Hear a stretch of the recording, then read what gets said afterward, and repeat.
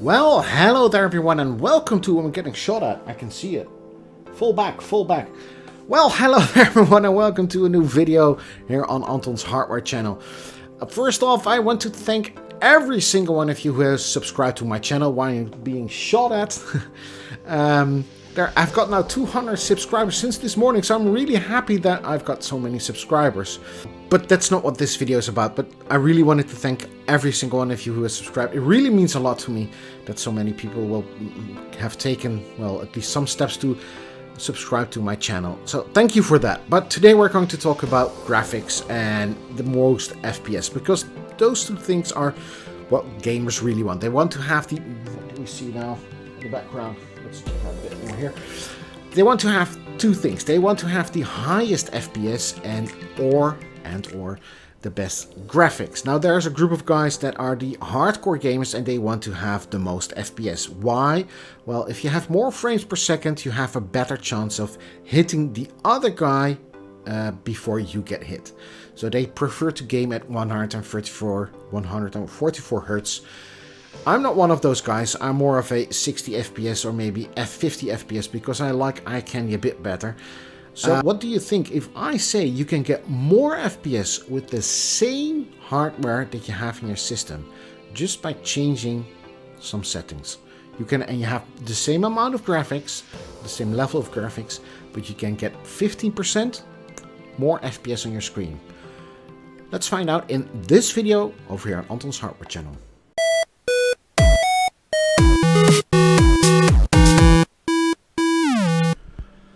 Now for this video I'm using Ghost Recon Breakpoint, as you can see in the background, as a tool, a benchmarking tool.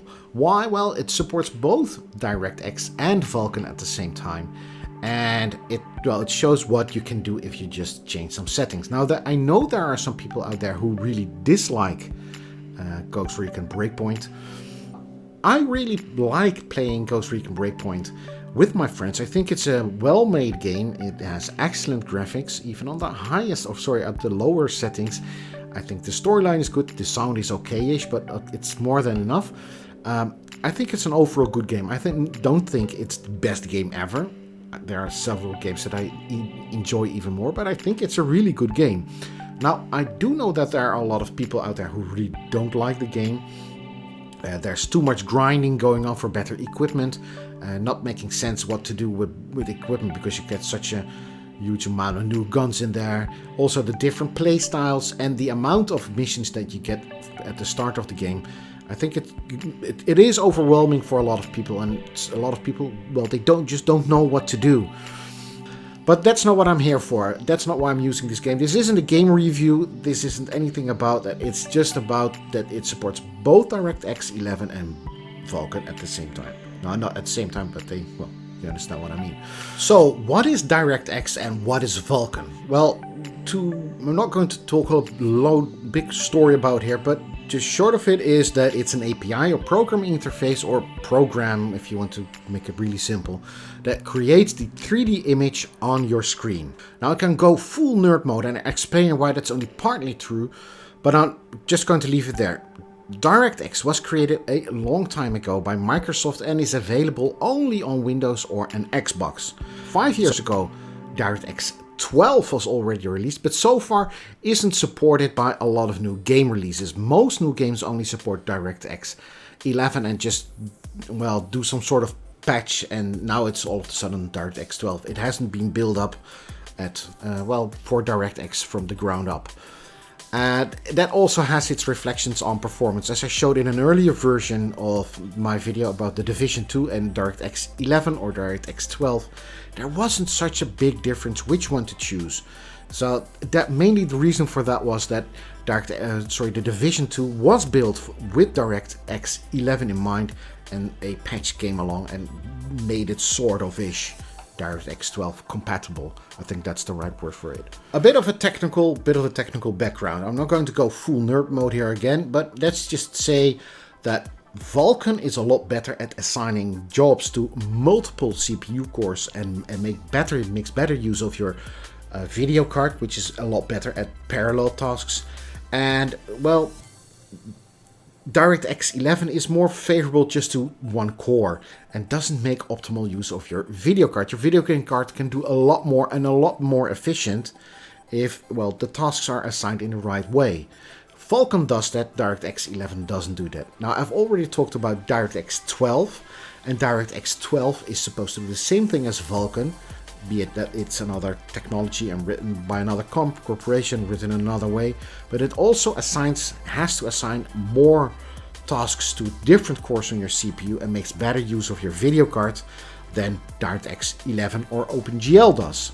That's all nice in theory, that you can assign better workloads to different CPU cores and everything, and that's all nice in theory, but as DirectX 12 showed in my previous video, it doesn't really matter because the performance gain isn't that big and there's nothing really to it.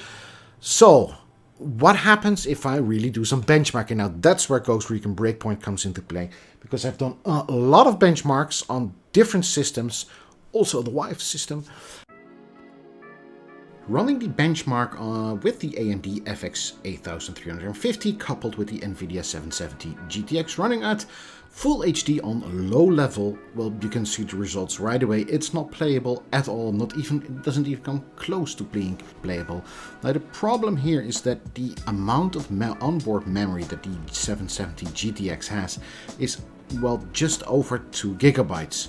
And Ghost Recon Breakpoint needs a little bit more than 2 gigabytes to run correctly. So everything from the memory from your computer has to go to the directly to your video card. It isn't buffered in your video card because, well, there isn't enough space. So the video card is constantly waiting for new textures to arrive, resulting in a very low, non-playable FPS. Heading over to the Intel 4770K with a 980 Ti. And again at Full HD, here you can see the results getting more interesting because all the results, all the FPSs are getting higher and higher. The Vulkan is, well, let's say at low is 108 and on DirectX 11 it's 91. So there's a definite improvement, but what you can see on Ultra and Ultimate is again the memory issue that is on your hardware.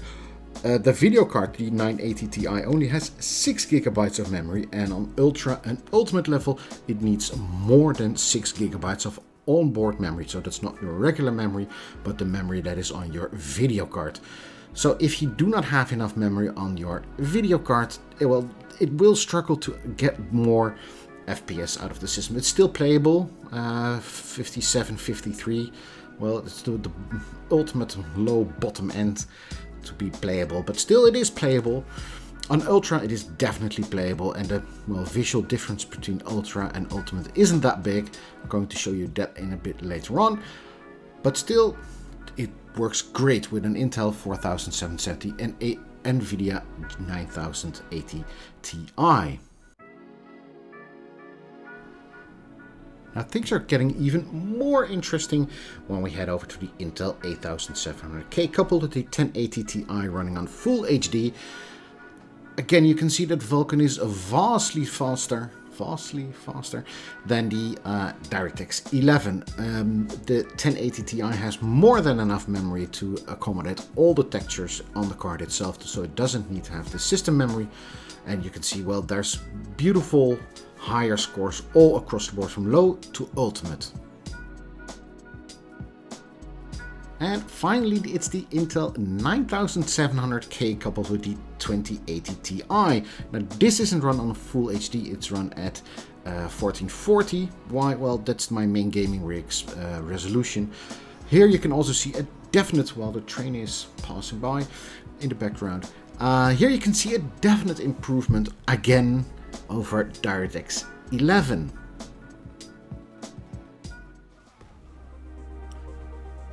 So how much of an improvement are we talking about? Well, if you look at this nice graph, you will see that on average it's 15%, 16%. The reason why the 4770K with the 980 Ti isn't so much of an improvement, well, it's still 7.5%, but still, the reason for that is at the end when the memory issue comes into play, because on Ultra and Ultimate it needs more memory. So if you just switch and use, not use DirectX 11, but you use a Vulkan, you'll have an instant improvement on the same level of quality over DirectX 11. So why not everyone switch to Vulkan? But I can already hear some people say, well, what about the image quality? Now let's head over to the image quality and see how much of an improvement or lesser quality you have there.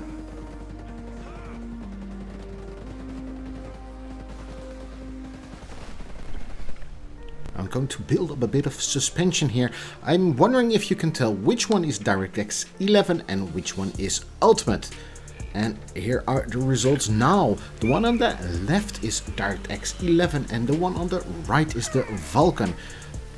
I'm wondering if you can see any difference in image quality.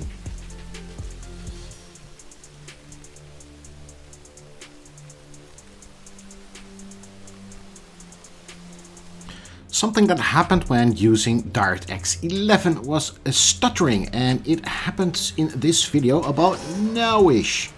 You can see the game sort of hangs here, and that's really irritating when you're playing a video game with other guys, because the game will also hang on their system. And it happens another time in this benchmark, so I'm just going to fast forward it here. Forward. But it hangs, and that only happened when, well, benchmarking while using DirectX, and there it is, another hang, DirectX 11. It doesn't happen with Vulkan. Now I think that the results speak for themselves. I think the performance gain 15%, well, that can be achieved with just going from DirectX 11 going all the way to Vulkan, and it's just a different click on the Uplay screen. So that's it for me for today. It's a lovely day outside and the summer is coming, so I hope we can go outside because of the coronavirus and we don't want to stay inside for too long. I'm working at this moment, and not at this moment because I'm recording this. I'm working on a new video with a Pi hole. Interesting. Also, I've got an external digital to analog converter, which I'm going to create a review about, and there are several other projects that I'm working currently on. Thanks for now. Please leave a like and don't forget to subscribe.